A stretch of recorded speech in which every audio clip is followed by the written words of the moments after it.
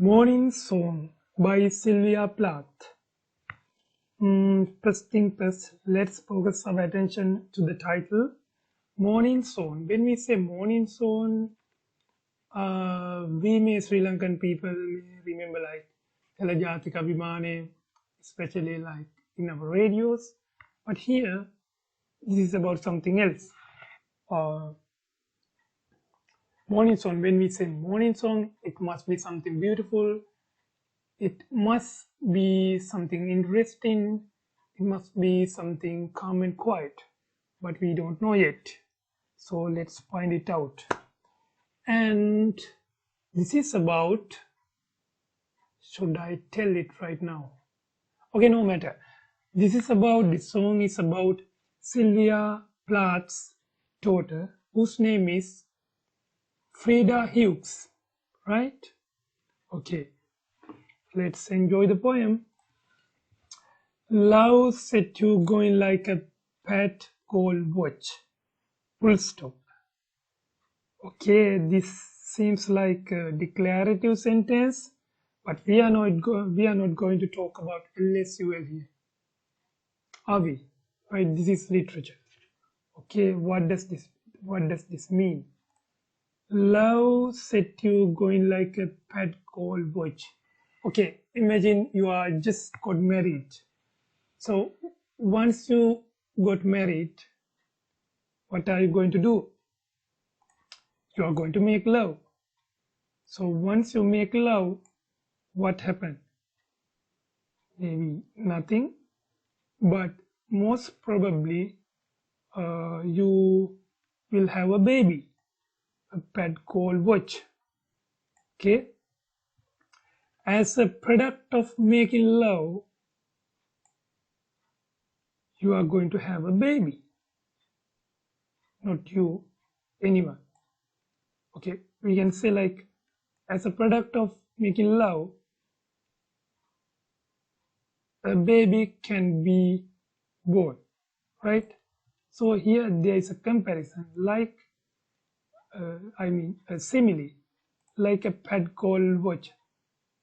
The baby has been compared to a pet gold watch because any baby in the world is very precious thing, right? It's a very valuable thing, valuable human being, right? And this is it. And if I further explain about this comparison, pet in the sense, maybe I don't know how to explain it, but when we say gold, it is about very precious and very valuable. And when we say watch, this is about like a countdown. Once a lady get pregnant, she's counting how many weeks remaining to deliver her baby. So anyway, this is a good comparison. And this must be another thing I want to say when you say pet gold watch. Pet in the sense big, and the gold in the sense very valuable, and the watch is something related to time, and this process takes time, at least 9 months. So I mean birth of a baby, right? So this is about it. As a product of making love, a baby can be born, right? And it takes some time, and it's a very valuable or very precious thing, right? Okay, that's it. Line number 2 in the first stanza. The midwife. Slap your put soles and your board cry. Okay, I should have told you this incident takes place in a labor room, right? This is in somewhere around 1960s. Yeah, in that time hospitals were available. So this incident takes place inside a labor room in a hospital, right? So now the baby is born to the world, and now she's totally silent. She is totally silent because later you may know this is a baby girl. So let's say she is in a silent mode. Normally, once a baby is born, she or he start crying, but this baby does not cry yet, right? Okay, let's see what happened next. So the midwife takes this baby and slap to her footstool, right? Footstool in the sense the underneath, no, not the underneath, the, how can I put it? The upper, below, the below sides on the foot, right?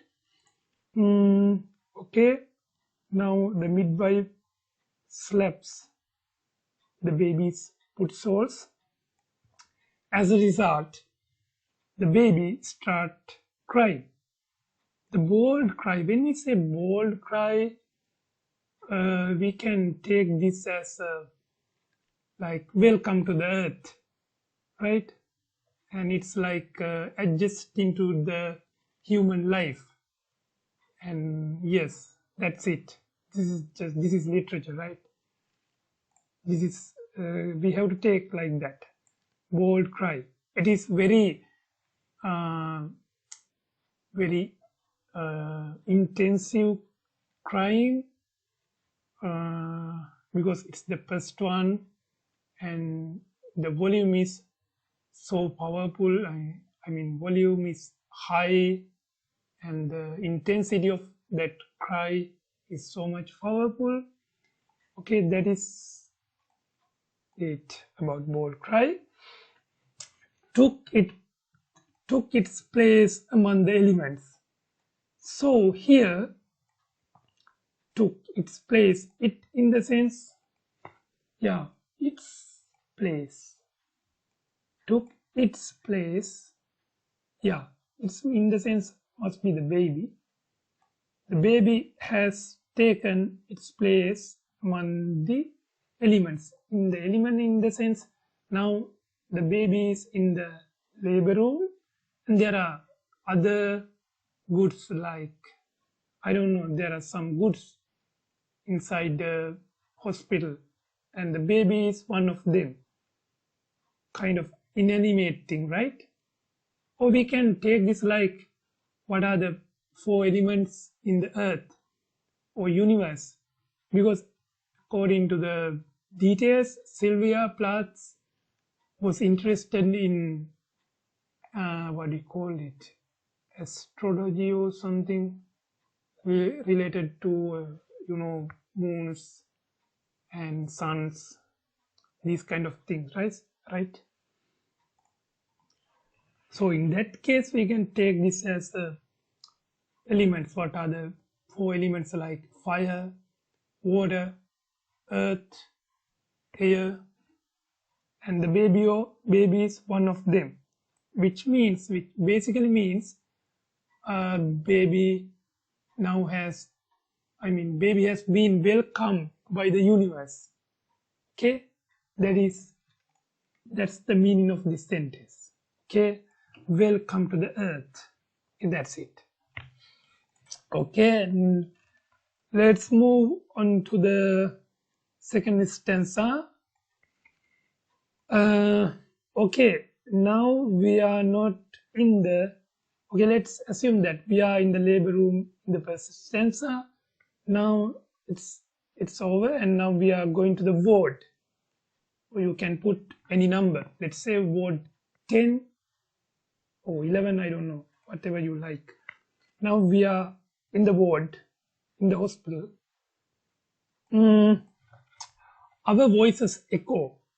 magnifying your arrival, right? Full stop, right?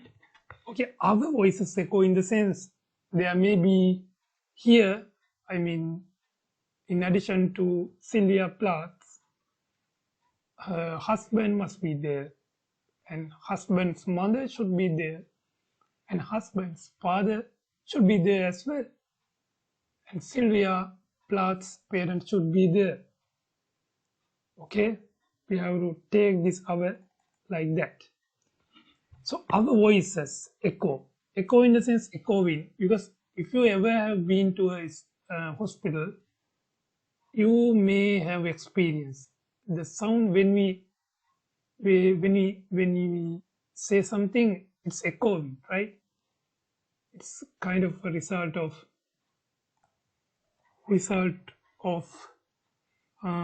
some waves echoing because of the gaps between, I mean gaps in the sense the some kind of distance, limited distance of the walls.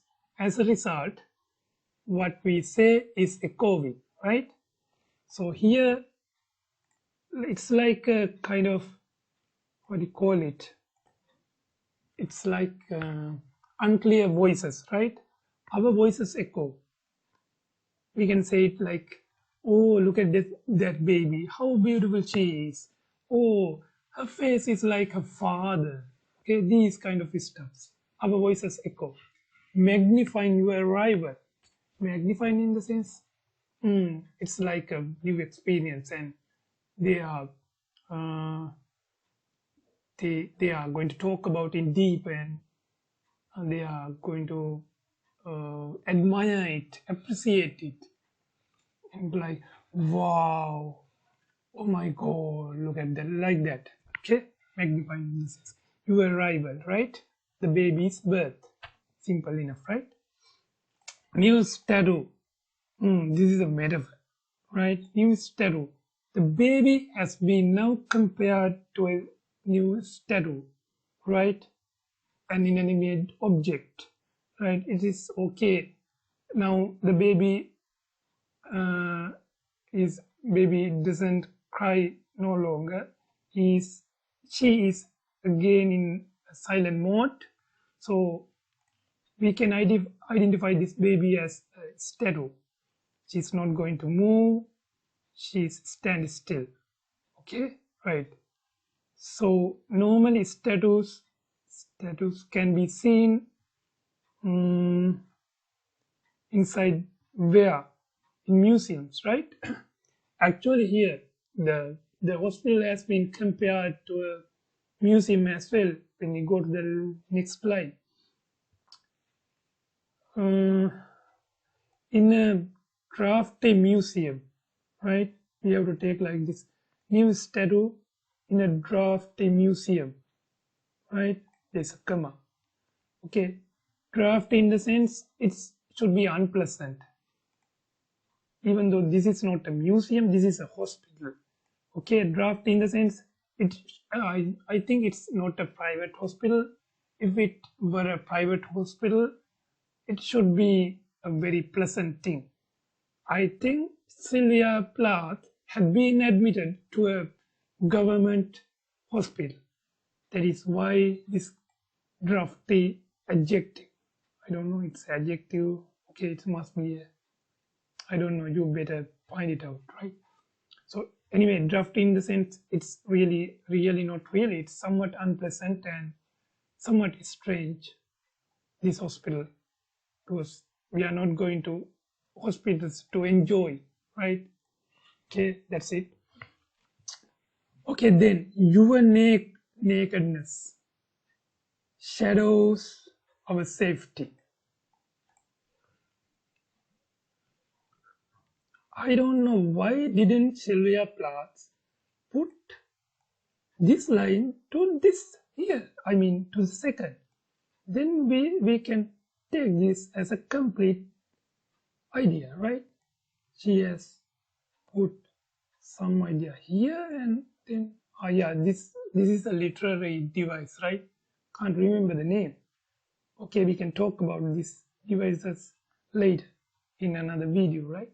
Okay, anyway, your nakedness, your nakedness shadows our safety.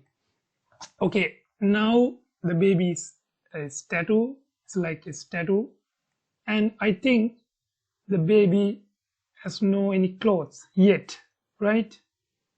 That is why she is naked. So, what does this mean? Your nakedness shadows our safety.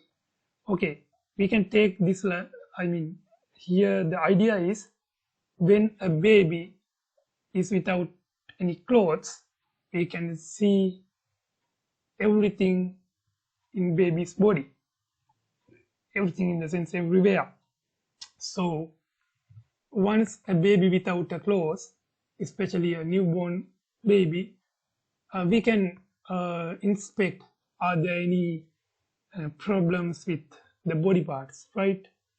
Or whether we can see the 5 fingers in each hands and each legs, whether we can see the baby's ears are fully grown, and what about the nose? Can we see 2 holes? And are there any misplacement of lips? Just like that, or if it's a boy, we can, I usually tell to get an idea, like we can say like testicles, 2 testicles are available, and these kind of stuff we can identify and we can inspect. So which means if the baby is in a good condition, if the appearance is good, we can guarantee, oh okay, thanks God, my baby is in a good condition. So it makes it, then it's, especially mother feels she's safe, she is secured, like that, right? Yes, that is the idea about this whole thing, right? Which means, basically means, when the baby is without clothes, we can see the baby is in a good condition, because we can identify are there any uh, flaws of baby's body, right? But fortunately, Sylvia Plath's daughter had no any problems. Because of that, Sylvia Plath says the baby is safe, right? That's it. Right, simple enough. We stand round blankly as walls. Okay, we in the sense Sylvia Plath's parent and her neighbor and her neighbor's neighbor and her husband's parents stand round, and I mean round where? Around the bed, right? Right? And they are looking at the baby, right? Here we can say blankly as walls, because this may, I mean, this can interpret as the people are blankly in the sense without any objects, without any idea, or without any clear meaning, right? As walls. This may take somewhat boring. We stand round blank, yeah, because baby is sleeping and mother is sleeping as well, because I mean the relations, the relatives, and the other members of the family are staring at the babies and the mother. So this process is a very boring thing, right? Yeah, that's it. Okay, or you can, yeah, that's it. This is a boring thing, and yeah, okay, that's it. Okay, now this, I mean, Sylvia Plath is going to discharge from the hospital, and when it becomes to third stanza, now we are at Sylvia Plath's home, right? Okay, what will happen when Sylvia Plath is in home? Okay, at home, right? I am no more your mother. Oh my God, how could she tell a phrase like this? Not a phrase, a complete sentence. Okay, I am no more your mother, which means she is reluctant to accept this baby. Okay, we'll see. Which means we can't expect such an expression from a mother, especially from Sylvia Plath. I don't know. Let's find out why is that. Then the cloud that distills a mirror to reflect its own slow. Okay, let's stop here. Otherwise, it's become much complicated, right? Okay. Okay, I am no more your mother. It's clear, right? I am no more your mother. Okay. This is about now. Sylvia Plath is not talking to the baby, but instead she is telling herself, "I am no more your mother," right? Which means basically she is a bit reluctant to accept uh, her motherhood, right?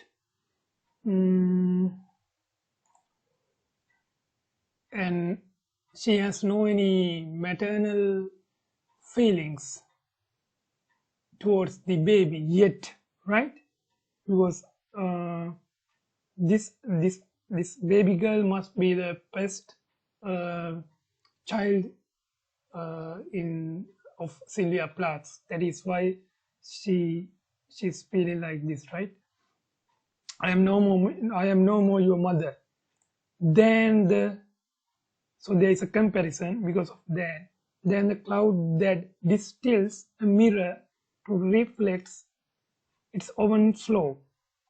Here we have to take this meaning like now I told you now Sylvia Plath is in her home and she must be somewhere around in the room and she can see the sky through the window pane, right?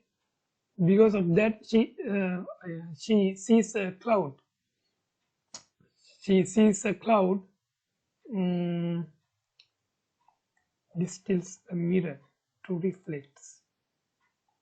She sees a cloud to reflect its own flow.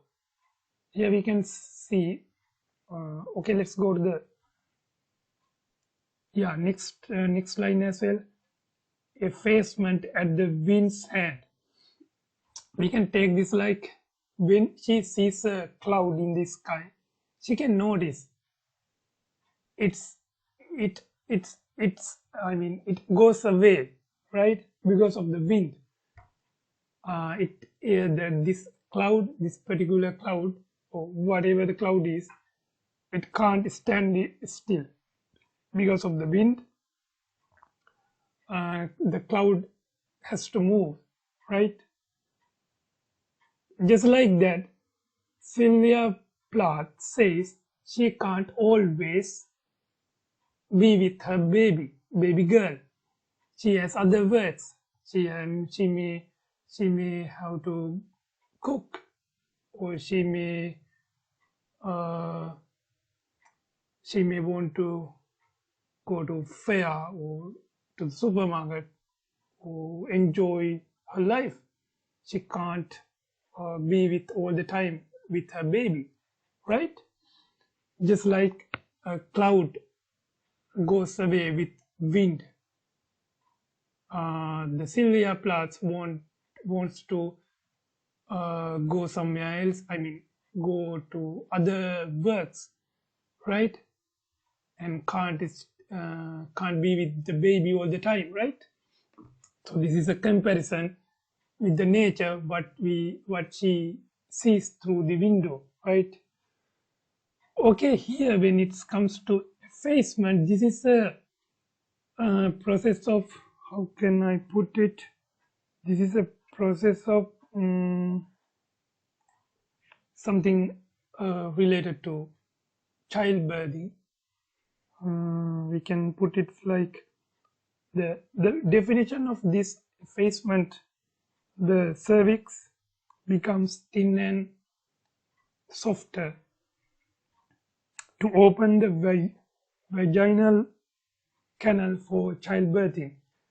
In the Sylvia, I mean, this should be a normal delivery. This shouldn't be a cesarean surgery. So the basically here what Sylvia Plath has meant, she just says she even though she gave a birth to a child, she tells she is just a carrier. I mean, okay, I know I have given a birth to a child, and that's it. Okay, I I make that baby. I made that baby, and the baby was with me for the baby uh, has been with me for 9 months, and now I have delivered the baby, and that's it, right? So I am no more your mother.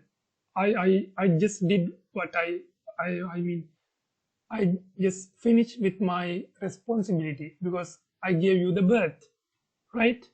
Now let me to be myself. Let me to be a simple girl just like I was before, right? That's it. So I think it's clear. Basically, this the whole thing is about Sylvia Plath is really reluctant to accept her motherhood. She tells, just like this cloud moves away, she wants to go for another works because she she has given the birth for this baby, and she acted like a carrier uh, by delivering this baby to the universe, and that's it. Okay, I have done my part, and that's it. You stay here, and I am going to be the girl I was before, just like that, right? Okay, let's see what happened in the next line.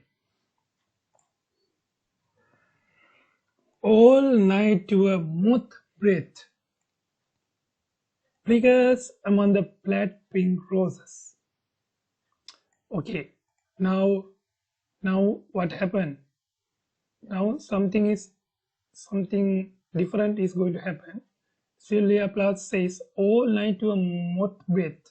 Moth in the sense some kind of insect which has a very tiny, very low pitch sound. Even we can't hear, but Sylvia Plath can hear. The baby's breathing has been compared in the sense it's like a metaphor. Moth breath, right? Right, right now, all the night you are moth breath, which means the child is breathing, and that very tiny sound can be heard by Sylvia Plath, right? Because whatever it is, she is her mother, right? She, in the sense, the baby's mother, right? Flickers among the plaid pink roses. Flickers. Yeah, it shines among the plaid pink. Here. When you say pink, now we can identify this song is about a baby girl, right? Flickers among the plaid pink roses.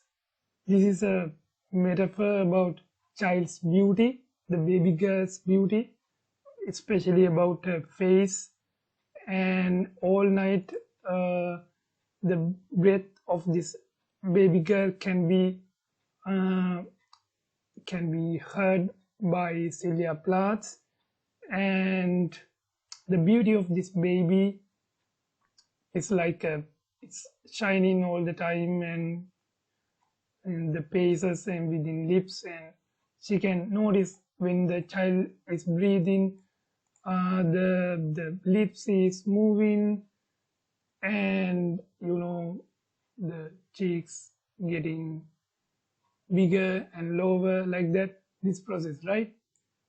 Imagine your beloved daughter or son, right? When she or he somewhere around 2 months, 3 months, 1 month, like that. Okay, that's it. Hope this is clear. I wait to listen. Okay, now Celia Plath is she doesn't sleep, right, because of the baby. Now because Sylvia Plath can hear this small breath, the sounds of her child, sound in the sense sounds of breathing, right? This small, tiny sound can be heard by Sylvia Plath, like what? Which comes from far away, right? From it's like comes from the sea, right? Which means the whole thing's meaning now Sylvia Plath is changing to a real mother, right? Now their bond is the bond between the mother and the child is increasing. Why is that? This is very small sound. Sylvia Plath can hear it, right? Why? Now she is loving her baby so much, right? Now, but in the previous stanza, she was rejecting her baby, but when it comes to the fourth stanza, we see now her feelings have been changed, right? Right. That's it. Which means the maternal feelings have started to grown up, right? Like that. Okay, that's it. Right, I think, did I miss anything? No, right? That's it. Okay, especially this night, in the sense, normally babies are, this happened in night. Sylvia Plath doesn't sleep, cannot sleep in the night because of the baby, right? Simple enough. I'm not going to explain it again. Okay. Next stanza. One cry and I stumbled from bed, right? One cry. When the baby starts crying, Sylvia Plath wakes up suddenly from the bed, right? Stumble in the sense, it's not a usual wake up, right? It's like sudden wake ups, and then Sylvia Plath starting feeling like she's rotating and about to fell down, like that, about to fall down, and because of the sudden because she just wake up quickly because of the baby's cry. It's not very comfortable herself, right? Okay, that's it. Cow heavy and floral in my Victorian nightgown. Let's take this whole thing together. Cow heavy in the sense, this is about milk, mother's milk. With the increase of feelings towards the baby, now the Sylvia Plath's the milk for a child has been overfilled, right? Cow heavy, right? You can imagine a cow where somewhere around Ambevela or New Zealand, Sylvia Plath's breast, like cow heavy, right? That's it. And which means Sylvia Plath is feeding her baby with milk, right? It's usually happen when a baby starts crying, what mothers do, they start feeding their babies, right? That is it. And this process especially happen in the night, right? According to this point, because she just woke up from the bed. And plural in my Victorian nightgown. Yeah, this is about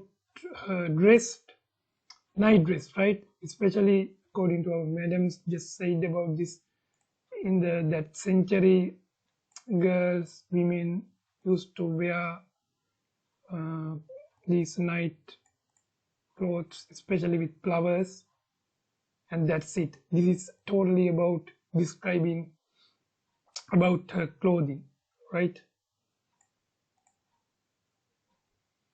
Is there anything we can get? No, right? That's it. Totally about your mouth opens cleans as a. Okay, let me drink some water. Actually, I don't know how these lectures are talking over and over again. It's a really difficult thing. Your mouth opens clean as a cat's. There's a comparison, a simile. Yeah, especially there is no any difference between. There is a difference, but basically there is no difference between the mouth of a baby and the mouth of a cat. They are very pink and very clean and very neat, and same thing can be seen of the baby, right?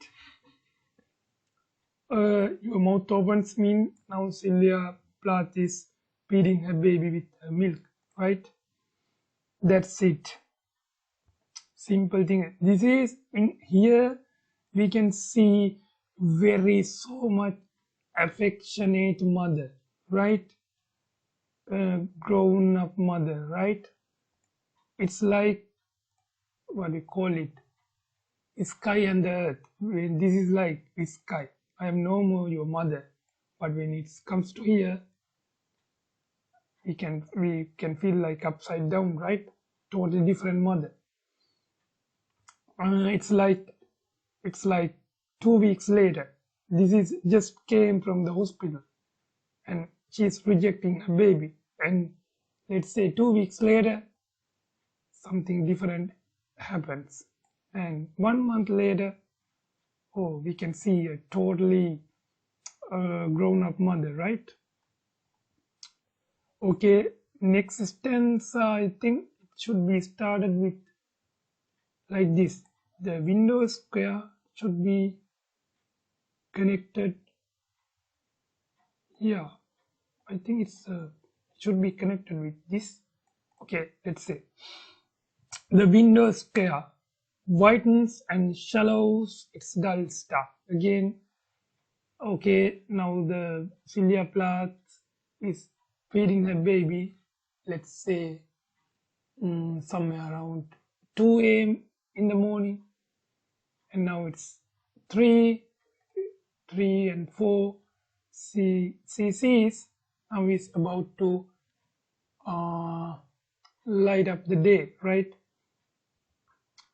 Okay, the sun is about to come because the stars is going to be disappeared, right? Whitens in the sense the daylight is coming towards the window square, right? And the stars are going to be disappeared, right? Right, that's it. What is happening in the surround, right? That's it. And now you try your handful notes. Okay, now baby has been fed with milk. The baby must be very happy because one day is full.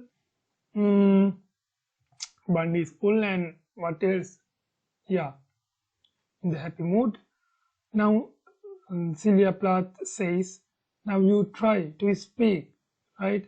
You are little, the baby knows very little amount of words, right? Maybe few words to ma, let's say ma, ba.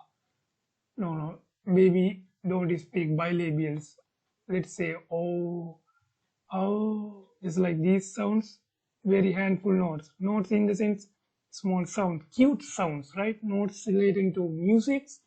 The baby's voice, baby's words are like musics, right? Very cute. So that's it. Handful of notes, right? Yes, that's it, right? Nothing is to explain.